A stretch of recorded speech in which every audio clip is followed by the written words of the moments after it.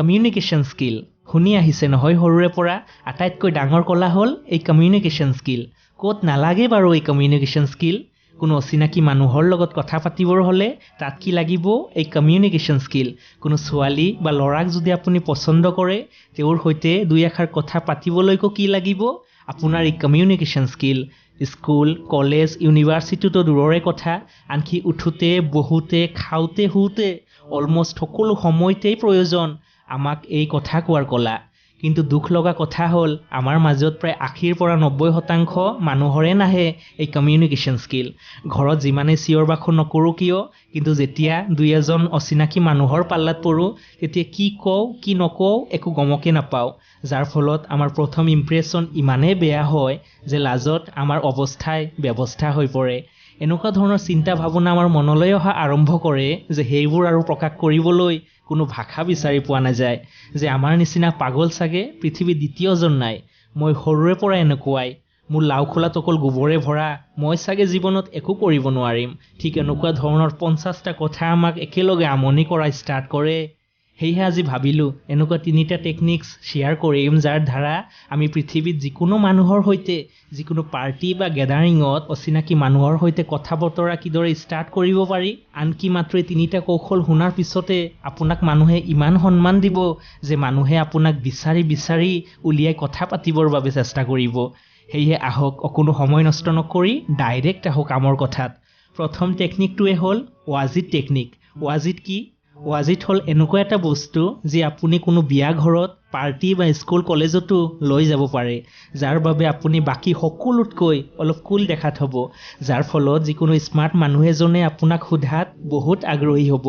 যে এক্সকিউজ মি আপোনাৰ কাষত থকা বস্তুটো কি বাৰু ইমান ধুনীয়া হয় মোৰ বহুত ভাল লাগিছে ক'ৰ পৰা কিনিলে এই ৱাজিত যিকোনো বস্তু হ'ব পাৰে কিন্তু শৰ্ত হ'ল মাত্ৰ দেখাত ভাল হ'ব লাগিব যেনে আপোনাৰ হাতৰ ষ্টাইলিছ ঘড়ী হাতৰ ব্ৰেসলেট আপোনাৰ বেগ আপোনাৰ টুপি ইত্যাদি বস্তু মই যদি নিজৰ কথা কওঁ মই নিজে যিকোনো অনুষ্ঠানত যোৱাৰ সময়ত আঙুঠি এটা পিন্ধো য'ত পাথৰ ঠাইত অলপ ডাঙৰ সাইজৰ বুলেট মানে বন্দুকৰ গুলি লগোৱা আছে সঁচা গুলি নহয় আৰ্টিফিচিয়েল যি দেখাত একেবাৰে ইউনিক সাধাৰণতে দেখা নাযায় যাৰ বাবে যিকোনো অনুষ্ঠানত গ'লে বা ৰাস্তাত চলাফুৰা কৰিলেও কিছু মানুহে মোক সোধে যে এইটো কি বস্তু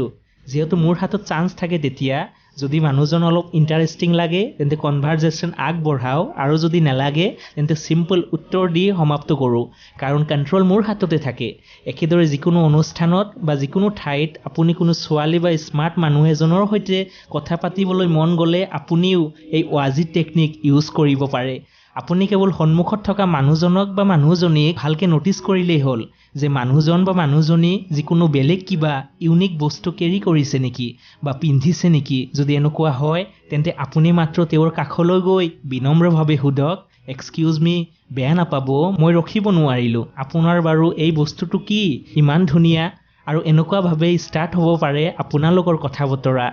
এতিয়া ধৰি লওক যে মানুহজন বা মানুহজনীৰ কাষত কোনো ৱাজিত নাই তেন্তে কি কৰিব তেন্তে আহক সেকেন্ড নম্বৰলৈ 2 নম্বৰ টেকনিকটো হ'ল হুজা টেকনিক এই টেকনিকটো বেছিভাগ পলিটিচিয়ান মানুহে ব্যৱহাৰ কৰে হুজা টেকনিকত মাত্ৰ এটা কামে কৰিব লাগিব যে যিকোনো এজন মানুহৰ পৰা আপোনাৰ সেই ক্ৰাছ বা পছন্দৰ মানুহজনৰ বিষয়ে অলপ হলেও ইনফৰমেশন উলিয়াই ল'ব লাগিব সিম্পল আপুনি আপোনাৰ এজন স্মাৰ্ট বন্ধুক সুধিব পাৰে যে সেই মানুহজন বা মানুহজনী কোন দেখাত বহুত ইন্টাৰেষ্টিং যেন লাগে কোননো বাৰু ধৰক বন্ধুজনে ক'লে ও সেই ছোৱালীজনী তাইৰ নাম নেহা তই জানো তাই মেকআপ কৰি বৰ ভাল পায় একেদৰে এই কথা কোনো লৰাৰ ক্ষেত্ৰতো হ'ব পাৰে কথা একেটাই এতিয়া মাত্ৰ সাহস গুটাই কাখলৈ গৈ কথা আৰম্ভ কৰক নিজৰ কথা কমকে পাতিব তেওঁৰ ইন্টাৰেষ্টৰ বিষয়ে কথা বেছিকে পাতক আপুনি কেৱল তেওঁৰ কথাৰ পৰা টপিক উলিয়াই গৈ থাকক ভাল শ্ৰোতা হওক অলপ স্মাইল কৰক বাকি আপোনাৰ প্ৰেক্টিছটো হৈয়ে থাকিব কি অসুবিধা এতিয়া আহক সিচুৱেশ্যনটোক আৰু অলপ হাৰ্ড কৰোঁ এতিয়া যদি আপুনি কয় যে এনেকুৱা বন্ধু ক'ত পাম যদি বন্ধুজনে একো নাজানে তেনেহলে ইনফৰমেশন পোৱাই নগল তেনেহলে ব্যক্তিজনক ফাৰ্ষ্ট টাইম দেখা পালে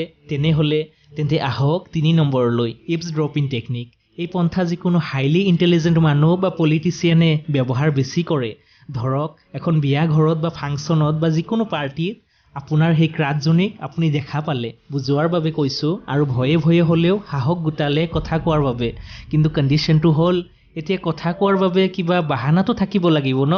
আপুনি দেখিলে যে তাই কোনো ৱাজিত কেৰি কৰা নাই, লগতে তাই নতুন হোৱাৰ বাবে কাৰোবাৰ পৰা একো তথ্যও আপুনি উলিয়াব পৰা নাই। মানুহজন বা মানুহজনী তেওঁ বা তাইৰ বন্ধুসকলৰ মাজত কিবা কিবি আলোচনাত ব্যস্ত। তেতিয়া আপুনি কি কৰিব? কি কৰা যায়? কাৰণ আমি যাই কিনেতো ক'ব নোৱাৰো ন, মই তোমাক বহুত লাইক কৰোঁ, মই তোমাৰ লগত কথা পাতিবলৈ আহিছোঁ। কি ভাবিব? ফাৰ্ষ্ট ইম্প্ৰেশ্যনে একেবাৰে লাষ্ট ইম্প্ৰেশ্যন হৈ যাব তেতিয়া। আৰু এনেকুৱা কণ্ডিশ্যনতে আপুনি ব্যৱহাৰ কৰিব পাৰে ইভছ ড্ৰপিং টেকনিক। চিম্পল, আপুনি মাত্ৰ কি কৰিব লাগিব, সেই গ্ৰুপটোৰ কাষতেই গৈ যিকোনো বাহানা এটা কৰি থিয় হ'ব লাগিব আৰু তেওঁলোকৰ কথা নুশুনাৰ অলপ এক্টিঙো কৰিব লাগিব। যেনে আপুনি ফোন উলিয়াই কিবা কিবি খুচৰি থাকিব পাৰে, তেওঁলোকৰ কাষলৈ গ'ল বা অলপ আঁতৰত বহিল আৰু লগতে এক্টিং কৰি থাকিব লাগিব নুশুনাৰ। আপুনি এনেকুৱা ভাও ধৰিব লাগিব যে আপুনি মোবাইলত খুব ব্যস্ত।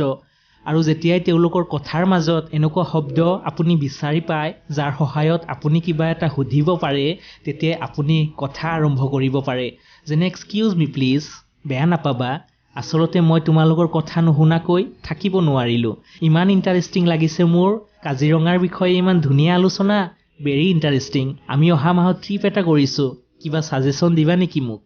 এতিয়া ভাবক কি হ'ল, এইমাত্ৰ সৰু টেকনিকটোৰ বাবে আপুনিও সেই আলোচনাত চামিল হৈ গ'ল, আপুনি তেওঁলোকৰ সৈতে পৰিচয় হোৱাৰ চান্স এটা পাই গ'ল। আৰু এইটো আছিল মাত্ৰ এটা উদাহৰণহে। পৰিস্থিতি মতে ক'ত কি ক'ব লাগিব সেয়া আপুনি খুব ভালদৰে বুজি পায়। এইটো যিকোনো মানুহৰ লগত চিনাকি হ'ব পৰা, ভাল বন্ধু হ'ব পৰা আটাইতকৈ ভাল এটা টেকনিক। চ' এয়াই আছিল 3টা কৌশল যিকেইটা মই লৈছোঁ হাউ টু টক টু এনিৱান কিতাপখনৰ পৰা। আপুনি আৰু ভালকৈ জানিব বিচাৰিলে কিতাপখন পঢ়িব পাৰে। বৰ ভাল কিতাপ, যাৰ দ্বাৰা আপুনি যিকোনো অচিনাকি মানুহৰ সৈতে সহজেই নিজৰ কমিউনিকেশ্যন স্কিলৰ, নিজৰ পাৰ্চনেলিটিৰ আভাস দিব পাৰে। এই ভিডিঅ' মই যিমান পাৰোঁ সৰু আৰু টু দ্য পইণ্ট বনাবলৈ চেষ্টা কৰিছোঁ। আশা কৰিলোঁ শেষলৈ চালে। কমেণ্টত নিশ্চয় জনাব কেনেকুৱা লাগিল। ঠিক আছে, থেংক ইউ। জয় আই অসম।